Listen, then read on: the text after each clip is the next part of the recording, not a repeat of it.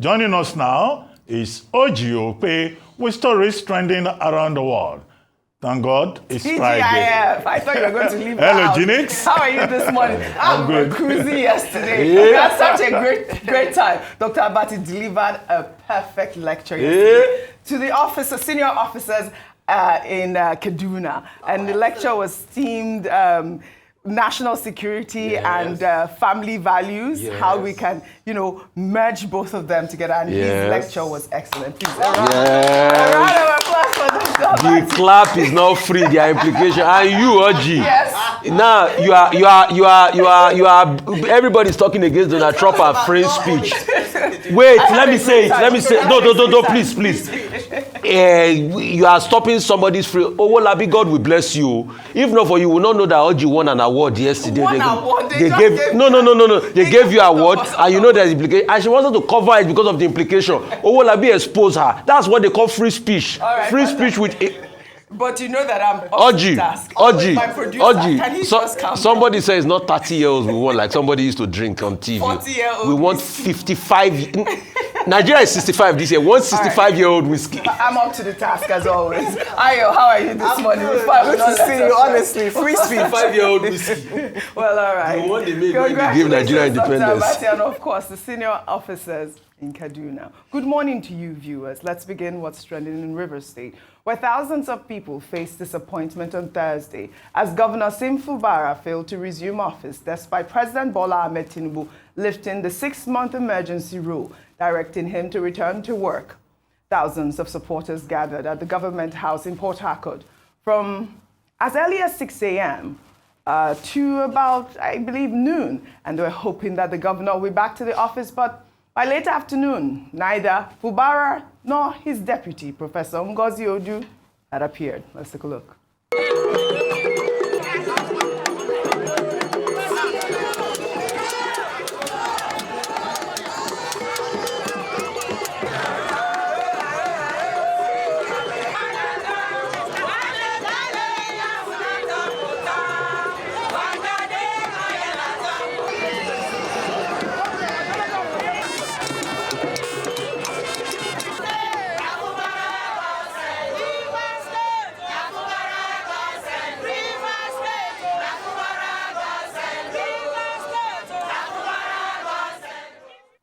Now, Fubara government. Of course, we know it's Fubara's government. You say, why are people like this? I don't know. But yesterday, efforts by journalists to reach key aides, including the Commissioner for Information, have proven unsuccessful with calls and text messages going unanswered. I'll take some tweets. This is from Dr. Champion, who wrote, "Interesting twist. The assembly is back, but the governor is missing. If Fubara stays silent much longer, it will only fuel more rumors about what deal was struck behind closed doors." And then another Twitter user wrote, "Where is Sim Fubara? We expected him to at least give state address today. He said he does not wish to go back to State House some time ago. Is he not still interested?" Fubara missing out on a big occasion and disappointed his supporters as usual. And of course, this Twitter user went on to say that they're happy that the governor didn't show up yesterday. Let everyone go home. Fake supporters. When he was illegally removed, the so-called supporters didn't say a word. They mostly moved on with their lives as usual. Let them all go home. Fubara will resume without fanfare. Well, we know that the Rivers State House of Assembly has since reconvened and passed a motion to probe financial transactions during the emergency administration. They've also asked the governor to forward lists of commissioner nominees and commence work on an appropriation law. Meanwhile, FCT Minister Nyesom Wike said on live television on Thursday that he drove to Governor Siminalayi Fubara's house at 1 a.m. to discuss the Rivers State local government elections. Wike insisted that no decision was taken without Fubara's input during the emergency rule period. He added that Fubara had earlier informed him that he wouldn't be available on election day due to a family commitment involving his son, and accused critics of making false claims about the Rivers political crisis. I mean, this was an interview he granted yesterday on Channel, and people were asking that what really is going on here? You drove to the governor's house at 1 a.m. In what capacity? What exactly are you doing? But let me take this story, and hopefully we'll have that video and we'll play both. Well, in the meantime, during the flag-off ceremony of a road project in Abuja, Wike criticized individuals who disrespect President Bola Ahmed Tinubu, saying that they are fortunate that he respects the rule of law. His remarks came after activist Omoyele Sowore called President Bola Ahmed Tinubu a criminal on X, which led to the Department of State Services filing charges against Sowore. Let's take a look. This is a country where somebody who was will say Mr. President is a criminal. Nothing will happen. Nothing. You say all kinds of things you want to say, nothing will happen.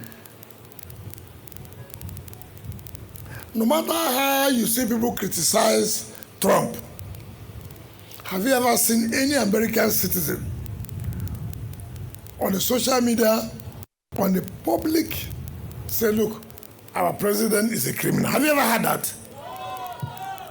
But yeah, anybody can wake up in the morning and abuse president, and we're happy. You are lucky you have a president that believes in the rule of law. You are lucky. Continue to be lucky. There are those you will meet, and you will be lucky again. All right, this is a big conversation, but let us now play the video where Nyesom Wike said that he drove to Governor Siminalayi Fubara's house around 1 a.m. to have a conversation about the Rivers LG election. I, the Minister of FCT, the former governor of Rivers State, 1 a.m., drove to the governor's house. Sat down. Yes, what do we do? He said, look, that's okay. We'll go by that. There was nothing that was done that the governor was not a party to it. You see, even before the election, the governor traveled. He told me he will not be around. See, because my son had this engagement at the Zoom. The people just sit somewhere, begin to talk all kinds of things. They don't even know, simply because, you know, all they were expecting is, they've not settled. Unfortunately, we are settled. Unfortunately, no, that gas turbine is no longer there. Where people will be collecting money is no longer there. There's no law that said you must resume work today. For example, this is a governor. I don't understand the way we operate. Okay? I was sworn in today, for example. Does not mean I'll go to office tomorrow. All right, here he's saying there is no rule that says Wike must resume work or should have resumed work yesterday. But I believe we have our correspondent, Andy Omano, right now at the airport, a local airport in Port Harcourt, hoping to see if Governor Siminalayi Fubara will be, arriving hopefully within an hour. They have reports that he's not in the state. But Rufai, what are your thoughts about, Wike's comments regarding Tinubu respecting the rule of law, and of course the fact that he actually, having this conversation with Governor Fubara during the elections and all of that? So the question is, isn't it shocking to you, Oji, how confused our democracy has become? Yes. Why I call it demonstration of grace? You, Wike, was material and key to a state of emergency happening. So you were going to meet him for a local government election that was going to sway in your favor. So what were you going to tell Fubara at 1 a.m.? Was he going to tell him that, I don't beat you, this local government, they come to me? But we saw the sham that the local government election was now. It's not where we had the miracle of OjyOkpe, over 300,000 votes in local government elections. That's the joke we have become. He also said yesterday on air, Oji, that if they wanted to allow the state of emergency continue, well, have continued. You know what that means? So anyway, it's President Tinubu that keeps giving him all of this leeway. But maybe because of the agreement they both have, only God knows what is among them. Anyway, he delivered Rivers for APC. We all know how the BBC wrote against that governorship elections and how shambolic these elections, the presidential elections in Rivers State. Moving on, Him that is talking that somebody abused the president and they are talking, when the allegations against him abusing the president, this is not the same Wike that said for President Buhari then that will go at it shoulder to shoulder, that if they try to do anything against him, Nigeria will burn. Didn't Wike say? You see, these politicians have come to realize, plus President Tinubu, plus Wike, when they are in opposition, they say something entirely different. When they are in government, they say something that him that is calling somebody. The constant refrain during Buhari's time was the fact that he was always taking jabs at Buhari. It's not during the Buhari time he called APC cancer. Is it not the same APC he's frolicking with now? Is it not the same cancer that is winning all the local governments in the state? So you can see these, our politicians.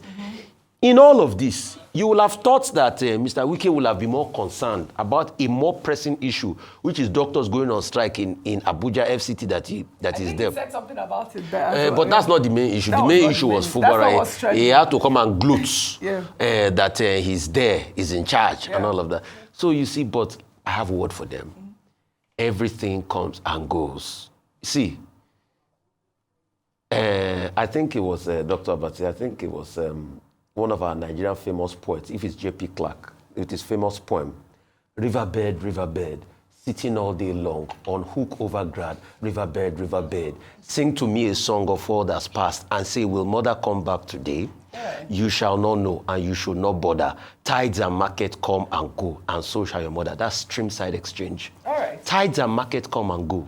These people will come and go someday. All right. Dr. Abati, speaking about the fact that, Wike was saying that anything goes in Nigeria, that is not the same country that, somebody called the president a criminal and nothing will happen. Well, we know that the DSS has filed charges, but I want to tie this in with this so we can discuss that. Now, speaking about free speech in the United States, Jimmy Kimmel's show, which was suspended by ABC after he accused supporters of Donald Trump's MAGA gang of trying to politicize Charlie Kirk's death and attempting to portray the alleged killer as someone other than one of them, has sparked a broader debate about free speech and government pressure on the media. His remarks were deemed offensive and insensitive by the ABC, and so they announced that the show will be preempted indefinitely.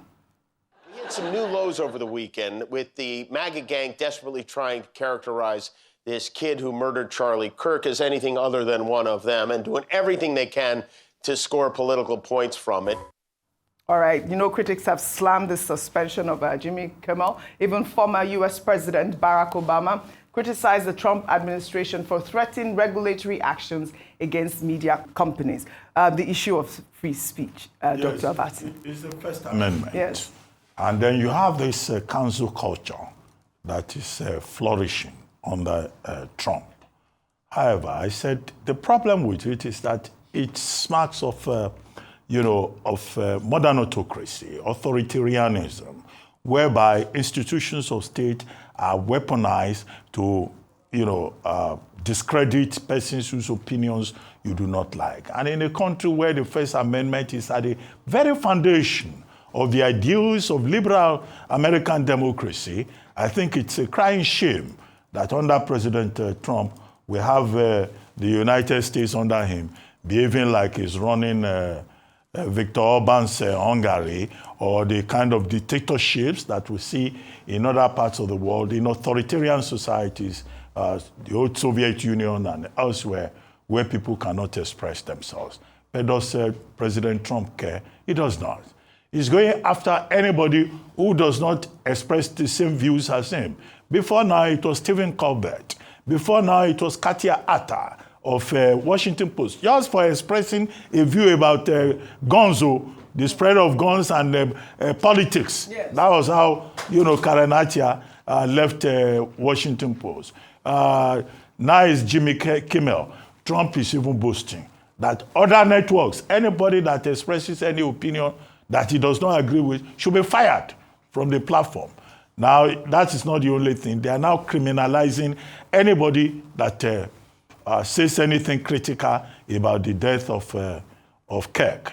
However, this is the same America where when you had issues of gun violence, the radical right will not say anything. This is the same America when George Floyd incident occurred, right? It was the ordinary people who came out en masse. What did they use this same Brenda Carr institution, the FCC, that's the Federal Communications Commission, to do at that time? Brenda Carr is going all about now. Say anybody that says a word about Kirk's death, the person will be dealt with. And Trump is saying, yes, carry on. So it's not the kind of thing that should be recommended. And I was saying that, look, these are our African leaders. Very soon they will start saying that's what they do in America. And I think one African leader too has gone in that direction, harassing journalists, harassing people who present programs. But the other side of the hypocrisy is the hypocrisy of the ownership of these channels. Washington Post sucks up to Trump for advantages that the publisher is looking for. Nesta, they have about 200 radio stations. Oh, they've removed Jimmy Kimmel from their programs for their own selfish reasons. So when Trump harasses them, they jump. They don't have enough courage, like Harvard University, to stand up and say, no, we have the right to free speech, we have the right to choice. They don't have the confidence to stand up like Lisa Cook, to say that, look, under the Federal Reserve Act, what you call for cause does not apply in my own particular case. Now, the same Trump is trying to intimidate the Supreme Court of the United States on the question of his attempt to control the Central Bank of the United States. So it's a very strange development where America seems to be contradicting its own, democratic values. And Trump setting a bad example for other leaders in other parts of the world. I hope nobody will come tomorrow and say they are doing it in America. We too will do it. So they should not copy bad things. This is why I had the two stories together, because really, Jimmy Kimmel was expressing an opinion. I mean, it's different from actually defamation and all of that. No. That right? Correct? He was it wasn't defamation. He wasn't defamation. He was just expressing. He may be factually wrong. He was expressing an opinion. Yeah. And so we see this sort of media clampdown. And Dr. Patley rightly said, let them not go and say that they are doing it in America. After all, they suspended the Jimmy Kimmel show. So now we have to be sure of what we are saying. Everybody, let me speak my language. Gente, listen. Well, all right. This is what they're saying. Everybody that cares, I they mean, should do whatever they want to do. So it borders down on, what is free speech and all of that. How, platforms are powerful. Yes. How you strike a balance between business and journalism. Where do you draw the line? Where do you draw the line? Well, we are here to speak the truth and transparently, right? Well, all right. Let's take another story now. Presidential advisor Daniel Bwala has defended the constitutional right of Seyi Tinubu to contest for any political office, including Lagos State Governor, despite being President Bola Ahmed Tinubu's son. Speaking on the Clarity Zone broadcast, Bwala said that being the president's son should not disqualify anyone from participating in politics. He dismissed suggestion that Seyi's charitable activities are politically motivated, arguing that people should not gaslight or blackmail him simply because of his family's background. Let's take a look. Some people assumed that the way he's been doing a lot of this welfare, which he did not start yesterday, a long time, saying one become governor. Yes. Then I asked the question, is he not qualified to be a governor? Even if he want to be governor. They say no, because his father is a president. Then I asked the question. He has not said he's running, but I'm just saying, you don't gaslight or blackmail somebody, right? I said, even if his father is a president, what stops him from running? Being a governor. Absolutely. He can even challenge his father in the election. Exactly, in the next election. Let us see how he will challenge his father. Challenge his father during the election. He can even challenge. He should challenge his father. Well, Ayo. Daniel Bwala also criticized Peter Obi's charitable activities, questioning the scale and quality of his interventions. Bwala claimed that despite being a multi-billionaire, Peter Obi has no record of floating a foundation, alleging that Peter Obi limits his charitable givings to only 5 million naira and has never given beyond 50 million naira. Bwala also accused Peter Obi of providing substandard infrastructure specifically targeting his borehole projects in northern Nigeria. Let's take a look. Peter Obi is a billionaire. Yeah. Multi-billionaire. Yeah. There is no record that Peter Obi has flouted a foundation. Because every man who believes he has a passion for humanity, every man that I've seen in terms of big men, they've flouted a foundation or a school. Yeah. Anything that has to do with public interest and fund it so they can meet the deed of the masses. Not a single one. But there are good deeds that he does. Gives 100 million to this, to this to his He church. never give 100 million from Adam. I know he gives 5 million. He has ever given beyond 50. And even that 50 he gave, I can tell you the circumstances behind it. But let me tell you, he came to the Northwest and North Central that time after the election. And places where they didn't have water and he wanted to create borehole. Do you know the type of borehole Peter Obi gave them money to produce? Caveman days borehole, where somebody will climb and be bouncing like this, like a strip club. He'll be bouncing like that before water will come out. Caveman borehole. Let me take this reaction from Dave, who wrote, "There is no mandatory law that donations towards charitable acts to support the cause of humanity must be rooted through foundations. I can't think of the foundation MKO Abiola floated during his lifetime, but his impact was felt across African continent." Go ahead. Yes.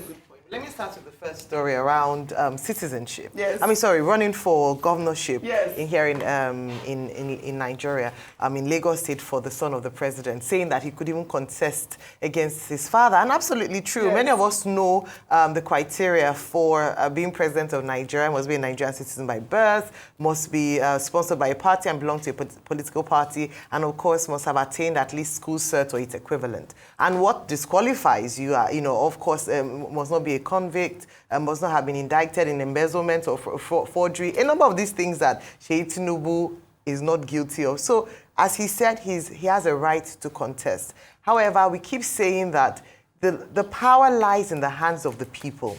I believe that when it comes to election time, the people should be enabled. And I use that word very, very intentionally. Should be given the enabling environment to choose who their preferred candidate will be.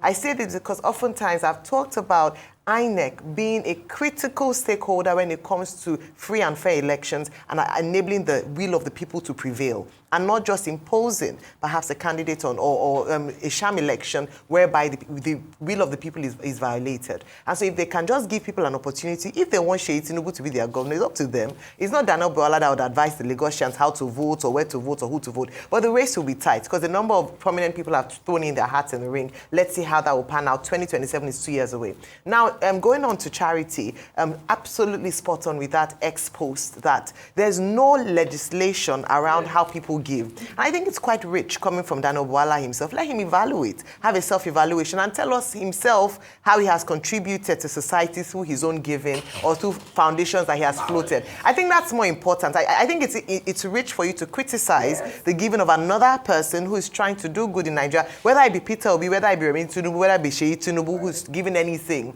when you yourself haven't self-evaluated. I praise people who, under prevailing economic circumstances, have gone out of their way to take their personal wealth to enrich the lives of others. Instead of castigating, I think it's important to praise the efforts of individuals who have chosen to do good. I think you have empirical facts. Empirical. You found something. Obi has not donated more than 50 million. This is September 2021, Igu Online. Peter Obi donates 100 million to Specialist Hospital for Nursing School. To Shanana Specialist Hospital, Usuka. But we've taken a lot of the stories. Empirical. We've seen the Empirical facts. It's just one who decides to give out of their personal wealth for the benefit of humanity. Yes, I think it's important to encourage that. Boala was factually incorrect. False. Well, all right. Daniel. Kokoro ton jefo. Kokoro tin jefo. You know a follower. Oh my goodness. Well, all right. Shall we now take another story? Well, tributes have been pouring in for the victims of Tuesday's fire at Afriland Towers on Broad Street in Lagos Island. President Bola Ahmed Tinubu, the First Lady of Nigeria, Senator Oluremi Tinubu, Peter Obi, and the Governor of Lagos State, Babajide Sanwo-Olu, have all expressed their condolences To families of the victims, the president in his tribute extended his sympathies to the management and staff of FIRS, United Bank for Africa, and other affected organizations, while also commending the swift response of emergency workers who assisted in evacuation efforts. Sanwo-Olu described the incident as worrisome and a significant loss, with property worth millions of naira destroyed. Meanwhile, the chairman of Harris Holdings and Afriland Properties, Tony Elumelu, on Tuesday cut short his trip to New York for the United Nations General Assembly following the tragic incident at Afriland Towers. In an emotional statement to staff and stakeholders, Elumelu said he was shattered by the devastating incident and described it as a devastating loss for the Afriland family. And I'll read his statement in part. He wrote, "I am shattered by yesterday's devastating incident at Afriland Towers that took the lives of our dear colleagues. No words can capture the magnitude of this loss, not for their families who loved them, not for the friends who valued them, and not for those of us who worked beside them. Yesterday was a stark reminder of what truly matters, our irreplaceable people, those who walk through our doors each day and share our mission. As we navigate this grief, I urge you all to reach out to those who are receiving care. In the coming days, we will convene colleagues in a memorial to honor the memories of the departed as we provide support to their families. I also want to thank all those who supported in one way or the other, from emergency responders and first aid workers to members of the public who showed courage and compassion. A minute of silence will be observed today at 12 noon West African time across all our group companies.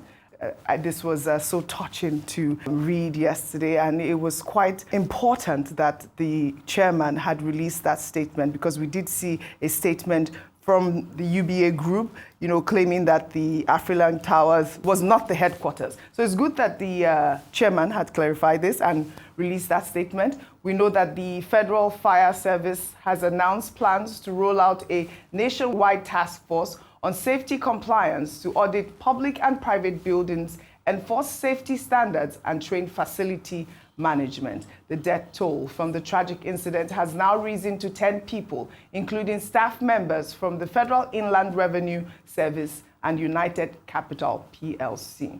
Our hearts goes out to the family members. Dr. Bati, you wanted to say something, or just a minute? To say that, look, this is very unfortunate. Yes.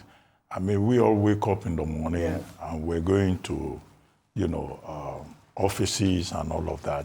And for a person to go to work and not return home, it's a very serious tragedy, not just for the families involved, but also, for society, that, security of lives in a real sense cannot be guaranteed. The more we get to know of the details, the more painful, this story is. We were told that the fire started in the basement and that smoke engulfed the building.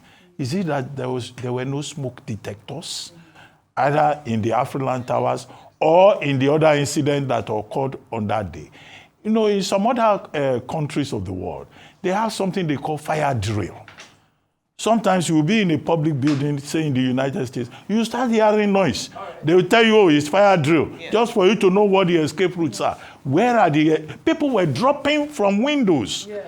I mean, it's so now you are hearing Federal Fire Service coming up, saying we will be doing okay, they will make this noise, people will issue condolences, and then that's the end of it, until the fire next time. Yes. So it's about how we organize our society and the value that we place on the building code and the integrity of electrical installations. There must be regular checks. Well, the condolences are well appreciated from the president, from the first lady, and even Tony Elumelu cutting short his trip to Onga. He did show empathy there. May their souls rest in peace. I hope this never happens in Lagos. Well, still in Lagos, the government has launched an investigation into a viral video showing students allegedly smoking and drinking inside their dormitory. The footage, which surfaced on social media, reportedly shows the students from Excel College in Ejigbo engaging in these activities inside what appears to be their boys' hostel. Let's take a look at this shocking footage. How many boys don't blow for the streets?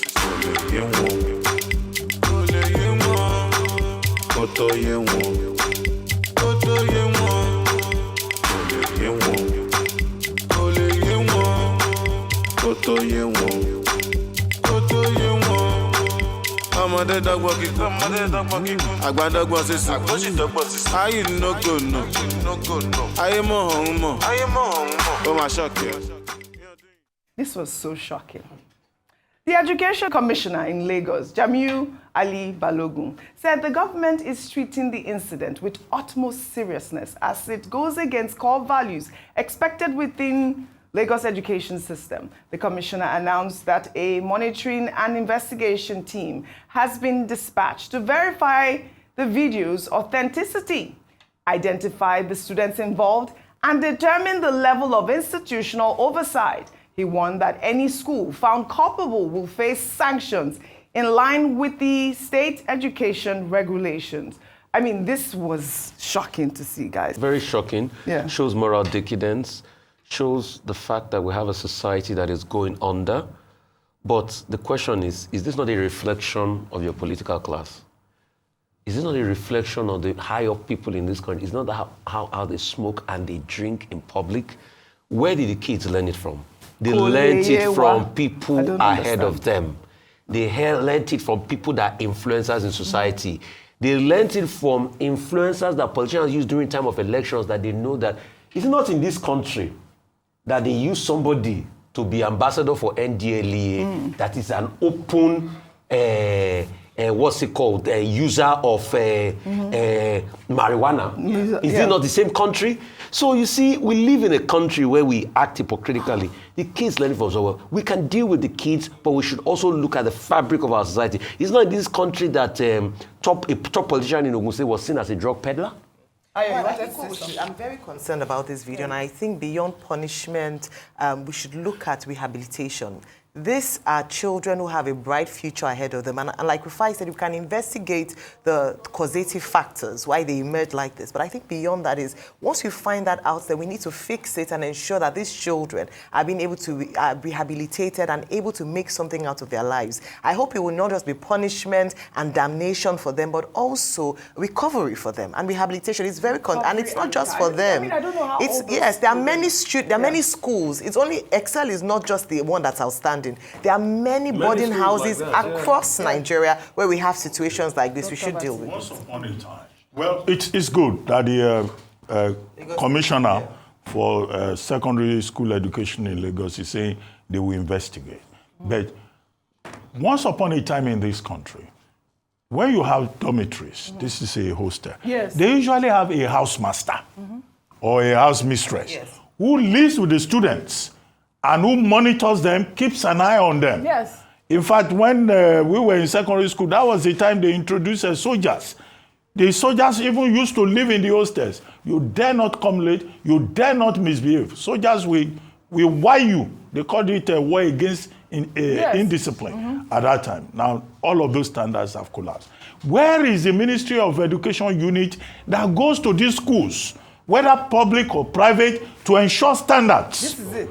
And to monitor that basic protocols are enforced. The other part of it is, well, drug education. You know, there used to be no to cultism in schools, cultism and drug abuse, you know, and the children were encouraged, you know, not to take drugs. But the larger societal problem is true. Absolutely. But it's not every parent that is a drug addict. All right. There are still families that are producing good children. As you were discussing yesterday, without a strong family base, you will produce charlatans in this society. That was one of the core things that you said during your lecture yesterday. I'm glad that the Lagos state government is going to probe this, and we will follow up on this story. Now let's go to Kaduna, where the Olu of Warri Kingdom, Ogiame Atuashe III, delivered a powerful message on Thursday to senior military officers. Speaking at the Armed Forces Command and Staff College in Jaji, the monarch declared that Nigeria's greatest battle is not against bullets or bombs, but against moral decay and broken family values. during his lecture titled Strengthening Family Values as a Force for National Security. He warned that insecurity thrives where moral foundations collapse. Let's take a look at the videos.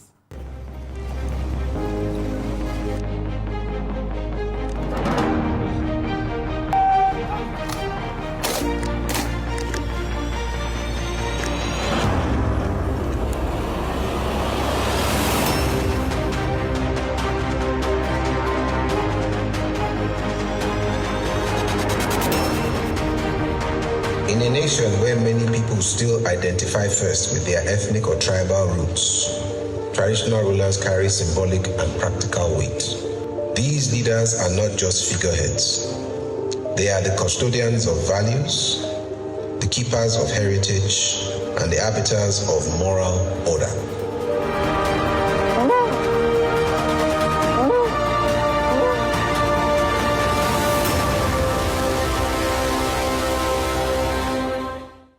This was beautiful. The Olu during the lecture emphasized that even the bravest soldiers come from homes that either teach discipline or neglect it. And this was the call from the monarch to actually teach discipline within the family, and so as to instill those core family values. And you know, before we end what's trending today, I wanted to celebrate our Tubaba, Two-Face Idibia, on the occasion of his 50th birthday with this remarkable song that we love, African Queen. Yeah, yeah, you are my African queen. Ooh, Lord, ooh, Lord. Just like the sun, light up the earth, you light up my life. The only one I ever see with a smile so bright. And just yesterday, you came around my way. My horse in way with your astonishing beauty. Oh, you couldn't make a brother sing. No ordinary thing, a supernatural being. And no, you are brighter than the moon, brighter than the star. I love you just the way you are. And you are my African queen, the girl of my dreams. You take me where I've never been. Yeah. You make my heart go ding-a-ling-a-ling. Oh, you are my African queen. Yes, it's so beautiful. Happy 50th birthday. He's also marking his 25th anniversary as well. We all love Two-Face. Is it marriage anniversary? No. 25th music anniversary. His wife actually said that he looked so young. She can't believe he's 50. But congratulations to Two-Face, and of course, congratulations to the monarch, and congratulations to our legendary Dr. Abati for that beautiful. Thank you very much. Thank you so much. Implications to all of us. Implications. We have to continue to instill family values in our society. I'd love to thank you all for your great analysis, as always, on what's trending. That's all I have for you guys today. Have a great weekend. You are my African queen, the girl of my dreams. You take me where I've never been. You make my heart go ding-a-ling-a-ling. Yeah.